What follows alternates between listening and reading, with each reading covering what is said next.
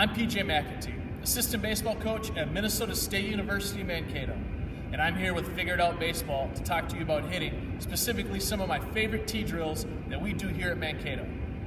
Every hitter has a little different stance, load, and stride, but one thing that most good hitters have in common is that they get to a consistent hitting position. For me, hitting position is the position a hitter gets into right before they fire their swing, where the hitter has his hips, inside his knees, inside his feet. Getting to a consistent hitting position is important because it increases a hitter's ability to create hard, consistent contact, as well as adjust their swing to different types of pitches, locations, and speeds. One of the keys for me in getting to a consistent hitting position is gaining ground with their front foot. So we developed a drill to help reinforce this.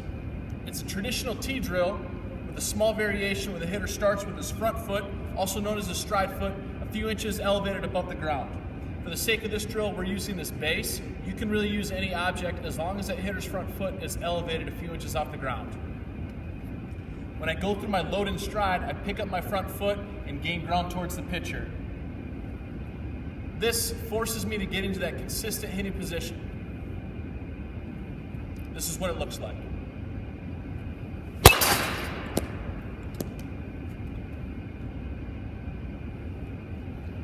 I really like this drill because it forces you to get into a consistent hitting position and gives you instant feedback. If the hitter picks up his front foot and gains ground correctly, he picks it off the base and onto the ground. If he does it incorrectly, he picks up that front foot and lands on the base. One common mistake that hitters make when they first start this drill is that they pick up that front foot and they just set it out in front of that base. If you watch high-level hitters, when they gain ground, they keep that hip in front of that knee, in front of that back foot, and get to that consistent hitting position. Now this drill will work for any type of stride guy. If you're a smaller stride guy, just start your front foot closer to the front of the base. If you're a bigger stride guy, just start closer to the back of the base. If you're a leg kick guy, you can start further back. This drill really works for any type of stride. The individuality of your swing is just kind of where you start your front foot. If you're, like I said, if you're a smaller stride guy, just start your front foot close to the front of the base. As long as you're going from that elevated position to the ground, you're going to gain ground. If you're a bigger stride guy like myself, I'm going to start closer to the back of the base. And again, as long as I'm going from that elevated position to the ground, I'm going to gain ground correctly. If I'm a big leg kick guy, I'll start back further. The biggest thing is making sure when you're going through this, when you do stride, you don't want to get too heavy with your front foot or land too hard with that front foot. So for me, like I said, I'm a bigger stride guy. I'm going to start closer to the back of the base. I want to make sure when I do load and stride, I'm not landing hard here on my front side.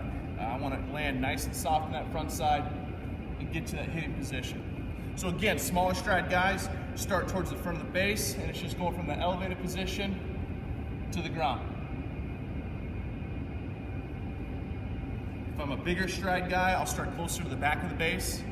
I'm going to go from the elevated position to the ground. If I'm a leg kick guy, I'll maybe have a closer to the back, start closer to the back corner of the bag. Again, making sure I'm not landing too hard, too heavy on that front side. Right here, nice and easy, load stride.